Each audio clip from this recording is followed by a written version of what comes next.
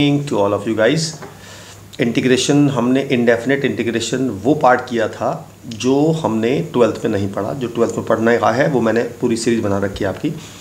लेकिन मैंने कुछ सालों से देख रहा हूँ मैं कि डेफिनेट के क्वेश्चन ज़्यादा आते हैं, राइट। तो इसीलिए हम डेफिनेट पर ज़्यादा कंसिडर करेंगे बजाय इनडेफिनेट के, राइट।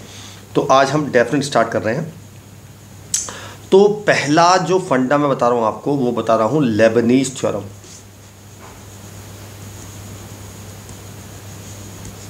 ये क्या कहती है जी? वो ये कहती है कि अगर आपके पास y है और ये ft है और लिमिट है gx से लेके hx तक और मुझे dy बाई dx निकालना है। ध्यान से देखिएगा, मुझे इंटीग्रेशन का डिफरेंशिएशन करना है और लिमिट हमें दे रखी है। एक फंक्शन लोअर लिमिट में है, एक फंक्शन अपर लिमिट में है। तो हम क्या करते हैं, हम पहले इस t की जगह hx पुट करते हैं, यानी कि f ऑफ hx, और इनटू hx का डिफरेंशिएशन माइनस लगाते हैं। ऐसे ही gx में करते हैं, यानी कि f of gx into gx का डिफरेंशिएशन। ये होती है लेबनीज़ थ्योरम और ये हम यूज़ करते हैं जब हमें किसी भी इंटीग्रेशन का डिफरेंशिएशन निकालना होता है, ठीक है। तो ये बड़ी काम आती है, तो फिलहाल आप इसे नोट कर लो, ये आज भी काम आ सकती है। चलिए हम कुछ क्वेश्चन ऐसे करेंगे जिसमें प्रॉपर्टीज़ नहीं लगेंगी। अभी बिना प्रॉपर्टी से क्वेश्चन करेंगे। हालांकि प्रॉपर्टीज़ क्वेश्चन ज़्यादा आते हैं, फिर भी एक कुछ ऐसे क्वेश्चन जो आपने नहीं पढ़े, जो आपने पढ़ रखा वो नहीं पढ़ूंगा। पहला क्वेश्चन ये है कि हमें इस पूरे की वैल्यू निकालनी है, ठीक है जी। तो क्या किया मैंने, सबसे पहले मैंने इस वाले इंटीग्रेशन में मैंने x+1 को t मान लिया। जब मैंने इसको t माना तो dx तो बन गया dt। अच्छा जी, x की वैल्यू हो गई t-1। मैं पुट करता हूँ, इसको नहीं छेड़ रहा मैं अभी। तो मेरा फंक्शन जो बन गया वो बन गया, लिमिट लगाते साथ साथ, जब मैं 0 पुट करूँगा तो वैल्यू 1 आएगी और जब मैं e-1 पुट करूँगा तो मेरी वैल्यू e आएगी। इसे कहते हैं लिमिट चेंज करना। ये आपने 12th में बताया था मैंने आपको। अच्छा जी, अब वैल्यू पुट करते हैं। इसकी हो गई t-1 का whole square plus 2t-1 upon 2 और ये हो गया t और ये हो गया dt और बाकी सब चल रहा है एज इट इज़, करेक्ट। इसको सॉल्व कर लेते हैं पूरे को। इसका स्क्वायर खोलते हैं, t² plus 1 minus 2t plus 2t minus 2 minus 1 upon 2। ये मैंने इसको खोला केवल, अभी वैल्यू रखूँगा। 2t से 2t कट गया, 1 से 1 कट गया, तो ये मेरा आ गया 1 से e और ये हो गया e की power t² minus 2 upon 2 upon t और dt और प्लस में चल रहा है 1 से e और ये था हमारा x log x into e की power x² minus 2 upon 2 dx। तो पहले तो ये बात समझा दूँ मैं आपको कि अगर मेरे पास x dx है, लिमिट है 1 से 4 और ये t dt है, लिमिट है 1 से 4, ये दोनों एक ही बात है। ये पता होना चाहिए आपको। ये मैंने 12th की वीडियो में बताया हुआ है कि जब हमारा वेरिएबल सेम होता है और ये t है तो ये dt है और ये x है x है और लिमिट सेम है, ये दोनों इंटीग्रेशन सेम होते हैं। मतलब मीन्स कि अगर कहीं भी आपके पास x² dx लिखा है, लिमिट 1 से 4 है, तो मैं इसको t² dt और 1 से 4 लिख सकता हूँ। तो मैंने ये किया, मैंने इसमें t की जगह सब जगह x से रिप्लेस कर दिया क्योंकि फ़र्क नहीं पड़ेगा कुछ उससे। अब दोनों लिमिट सेम हो गई तो मैं दोनों को ऐड कर दूंगा और जब ऐड करूंगा तो देखिएगा आप, ये पूरी चीज़ कॉमन आ जाएगी क्योंकि मैंने यहाँ भी t की जगह x रख दिया, यहाँ भी t की जगह x दिया, यहाँ भी t की जगह x रख दिया। तो जब मैंने लिमिट कॉमन ली तो e की पावर t² माइनस 2 अपॉन 2 और ये हो गया t नहीं x लेते हैं, ये बचेगा 1 upon x plus x log x, correct, dx। अब मुझे सॉल्व करना है इसको। तो मैंने क्या किया, मैंने इसको अलग अलग कर लिया। इसको लिख लिया मैंने x² अपॉन 2 माइनस 1 और माइनस 1 हो गया e की पावर -1, तो 1 अपॉन e तो बाहर आ गया, लिमिट होगी 0 से 1। ये हो गया e की पावर x² अपॉन 2 और इसको मैंने 1 अपॉन x के साथ अलग लिया प्लस 1 अपॉन e अलग और 0 से 1। ये हो गया e की power x² upon 2 into x into log x dx, ठीक है जी। अब क्या करना है मुझे, इसको बिल्कुल नहीं छेड़ना है, इसकी बात करेंगे बाद में। इसमें लगा रहा हूँ मैं बाई पार्ट, इसको ले रहा हूँ मैं फर्स्ट और इसको ले रहा हूँ मैं सेकेंड। मैं सेकेंड का इंटीग्रेशन जब करूँगा, यानी कि मैं इसका इंटीग्रेशन करूँगा, तो मैं x² को t मान लूँगा। जब मैं x² को t मान लूँगा तो x dx बन जाएगा dt, x मेरे पास बैठा हुआ है तो ये e⁻t dt बन जाएगा। इसका इंटीग्रेशन e⁻t होता है, यानी कि e⁻x² आ जाएगा। चलिए जी, इसको नहीं छेड़ते हैं, इसको ऐसे ही रखते हैं। प्लस 1/e चल रहा है। अब लेते हैं पहला फंक्शन एज इट इज़, यानी कि log x को एज इट इज़, और इसका इंटीग्रेशन मैं कर चुका हूँ, ये आ गया था e⁻x²/2। इसमें लिमिट लगाएंगे 0 से 1, कितनी थी लिमिट? 1 से e, माई बैड, सॉरी 1 से e लिमिट थी, मैं 0 से 1 ले रहा हूँ, सॉरी 1 से e और माइनस 1/e चलेगा। फर्स्ट का डिफरेंशिएशन इंटू सेकेंड का इंटीग्रेशन, होल का दोबारा इंटीग्रेशन, लिमिट 1 से e चलेगी। यहाँ पे अब देखोगे आप, ये पूरा इस पूरे से कट गया। बस अब आपको लिमिट लगानी है, तो 1/e तो बाहर चल रहा है, ये हो जाएगा log e into e⁻e²/2 minus log 1 0 होता है तो खाली ये बचेगा। अच्छा जी, अब ये क्या आ गया? ये आ गया log e भी 1 होता है तो ये आ गया e⁻e²/2 माइनस 1, यानी कि e⁻e²-2/2। देखना ऐसा ऑप्शन कोई है क्या? हाँ जी, ऐसा ऑप्शन है तो सही, ये रहा ऐसा ऑप्शन, क्योंकि रूट e को हम e⁻2 लिख सकते हैं और ये चल रहा है e²-2 और यही हमारा आंसर आया। ठीक है, था नहीं बढ़िया क्वेश्चन? बहुत बढ़िया। चलिए, अब आपको मैंने लेबनीज़ थ्योरम बताई थी तो उसका यूज़ कर लेते हैं। हमारे पास है g is the inverse of f। ध्यान से देखिएगा क्या कह रहा हूँ मैं। अगर g इन्वर्स का f है, अगर मैं fx को y मान लूँ तो gy जो होगा वो x होगा। ठीक है, क्योंकि g f का इन्वर्स है इसलिए। अच्छा जी, तो ये हो गया 0 से 2 से x और dt/1 + t⁴ ये आ गया।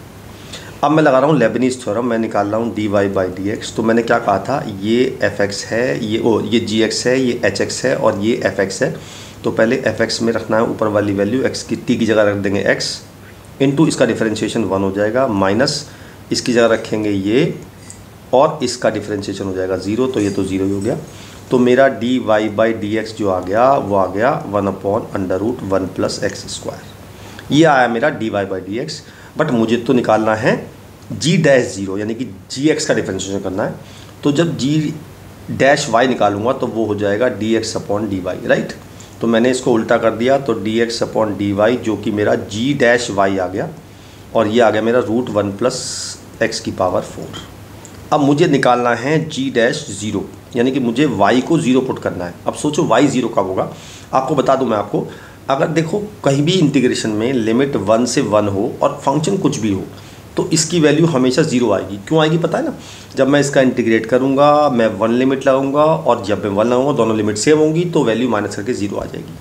तो इसका मतलब ये हुआ कि मुझे y को 0 लाना है। अब y सोचो 0 कब होगा, ये y 0 कब होगा, जब ये लिमिट भी 2 हो जाए, है नहीं। इसका मतलब x की वैल्यू 2 रखनी है मुझे, तो बस मुझे x की वैल्यू 2 पुट करनी है। तो मेरा आंसर आ जाएगा 1 + 2⁴, यानी कि √17। ये मेरा आंसर आ गया। क्या ऐसा ऑप्शन है कोई? हाँ जी, ऐसा ऑप्शन है तो सही, ऑप्शन नंबर सी। क्लियर है? बहुत बढ़िया, आगे चलते हैं। अगला क्वेश्चन लिया मैंने, एक an दे रखा है मुझे ये, और मुझे इसकी वैल्यू निकालनी है। क्लियर है?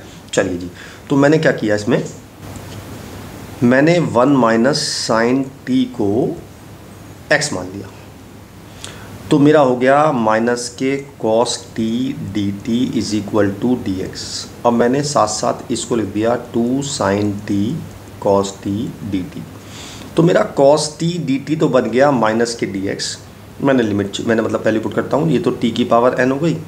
अच्छा, अब बात करते हैं इस sin t की। इसकी वैल्यू यहाँ से निकाल 1 - x आ जाएगी, 1 - ये x आएगा, माय बैड, मैंने x माना है, t तो था ही पहले से ही, x⁻n, ये आएगा 1 - x और 2 बाहर चलेगा और इसकी वैल्यू हो जाएगी -के dt, तो -dx।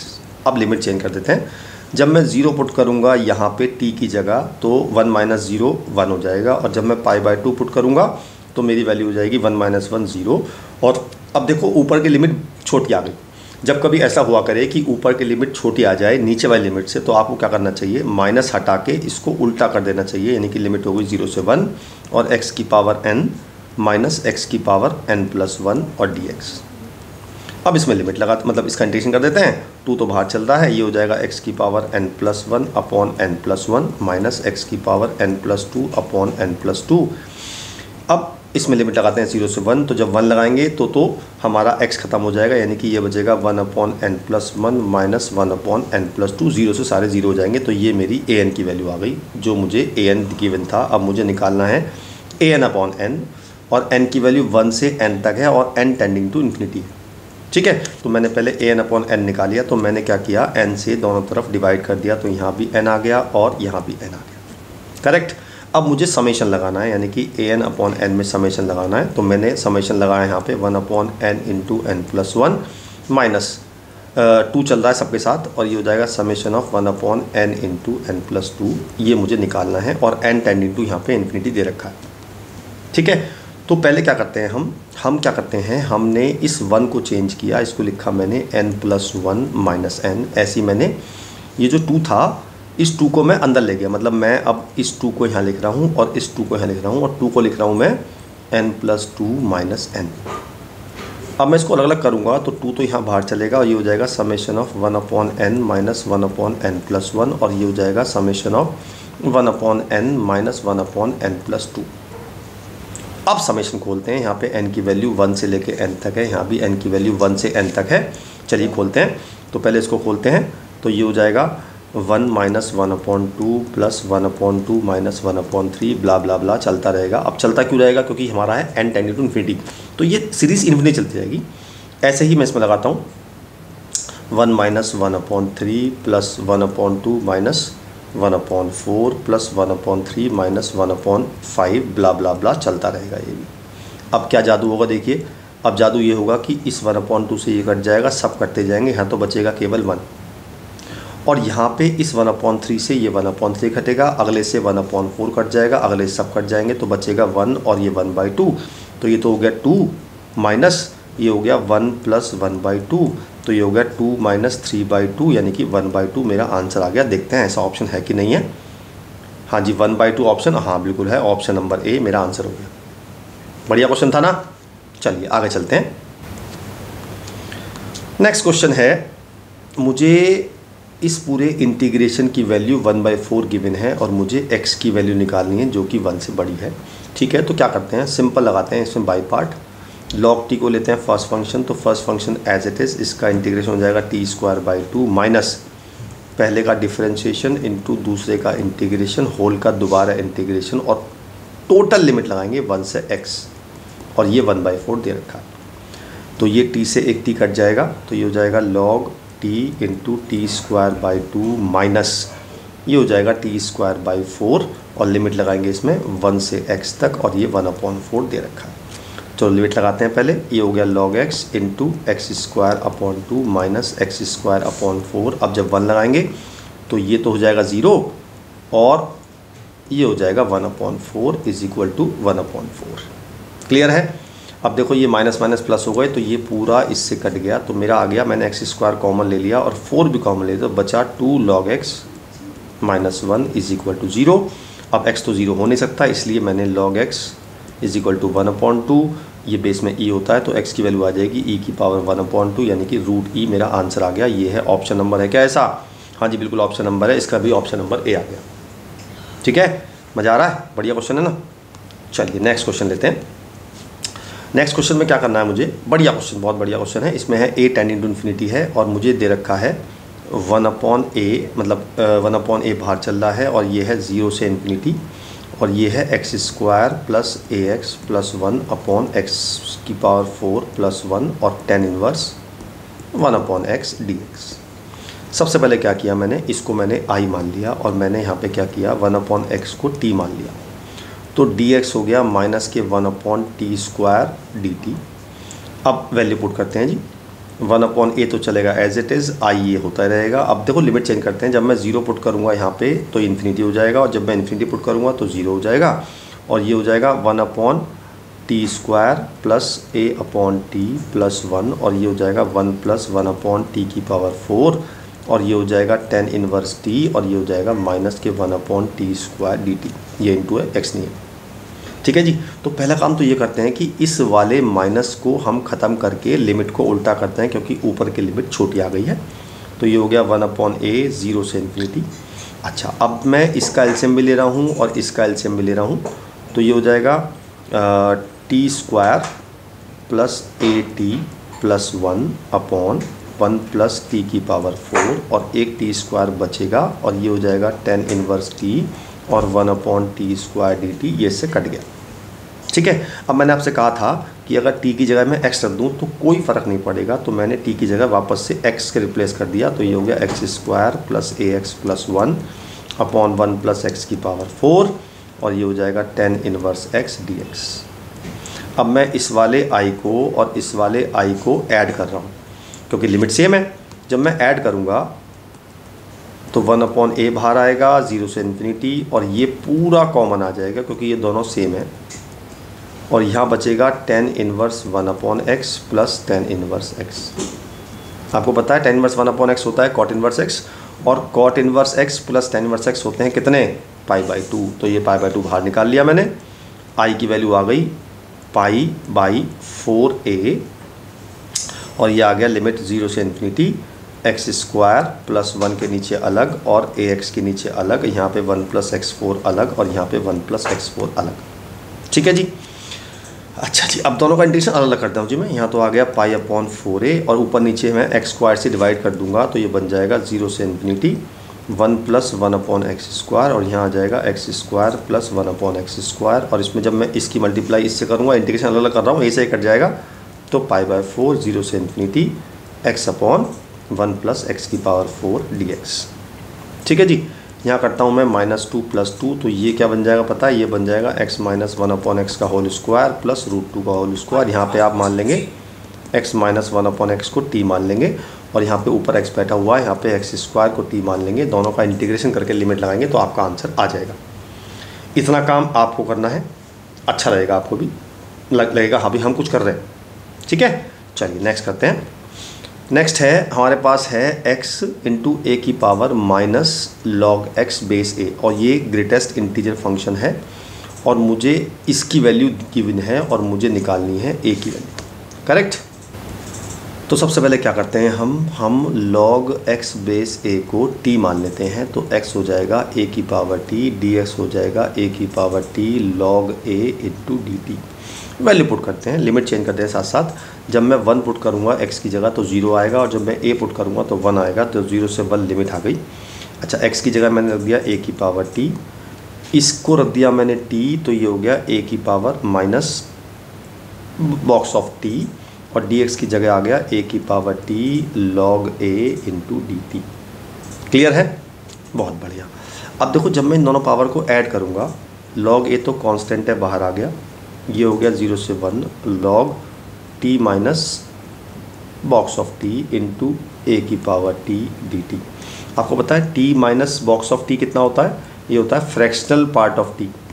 अब सोचो कि अगर x की वैल्यू 0 से 1 के बीच में है, मान लो मैंने लिया 0.75, और अगर मैं इसका फ्रैक्शनल पार्ट निकालूं तो पता है क्या आएगा, बिल्कुल सेम आएगा।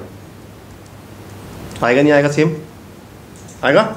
चलिए जी, इसका मतलब क्या हुआ, ये हमारा हो गया फ्रैक्शनल पार्ट, यानी कि ये हो गया log a 0 से 1, यहाँ पे a है, तो a की power fractional part of t into a की power t d t. Correct.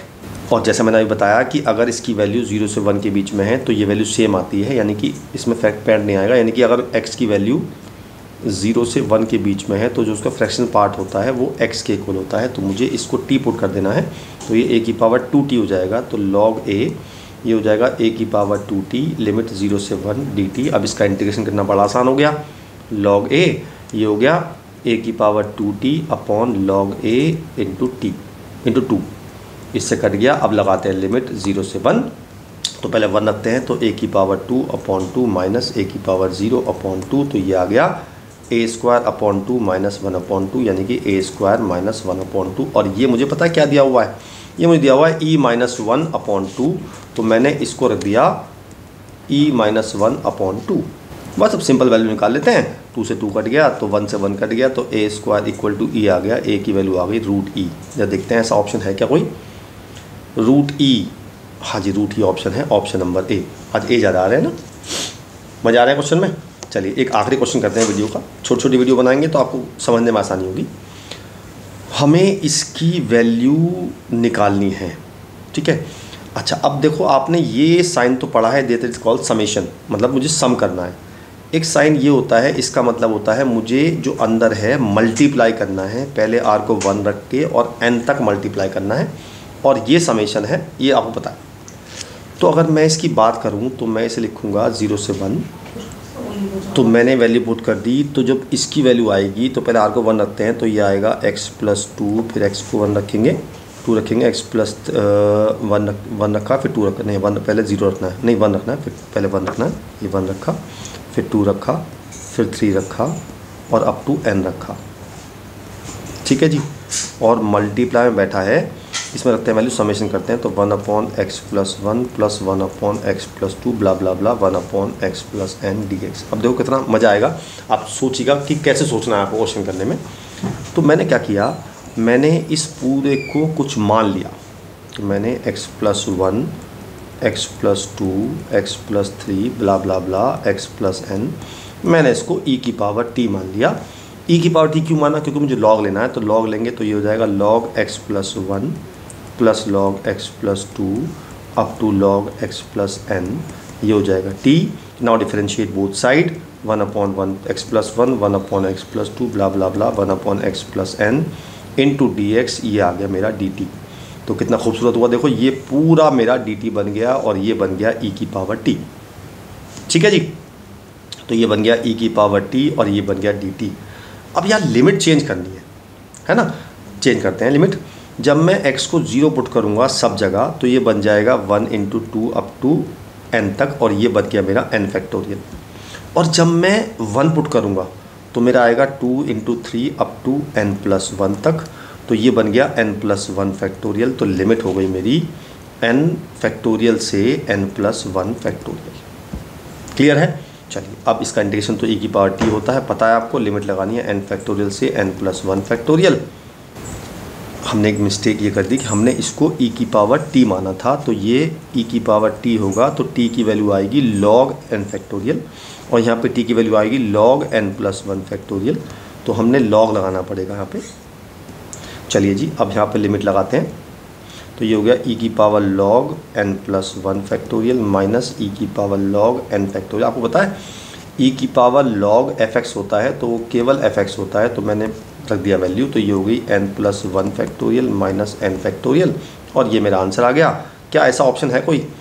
हाँ ऐसा ऑप्शन है, लेकिन उसको और चेंज करना पड़ेगा, तो मैंने इसको लिखा n+1 into n factorial minus n factorial, n factorial common, n+1 minus 1, तो ये आ गया n इंटू n फैक्टोरियल। ऐसा ऑप्शन तो मेरे ख्याल से है मेरे पास, और ऐसा ऑप्शन है ऑप्शन नंबर डी, ये मेरा आंसर आ गया। ठीक है, तो ये थे कुछ एग्जांपल्स डेफिनेट में विदाउट प्रॉपर्टी में जो करते हैं। अगली वीडियो जब बनेगी तो उसमें प्रॉपर्टीज़ बेस्ड क्वेश्चन ज़्यादा होंगे, हालांकि विदाउट प्रॉपर्टी भी होंगे, तो प्रॉपर्टी बेस्ड ज़्यादा होंगे। तो फिर मिलते हैं अगली वीडियो में, तब तक के लिए बाय बाय।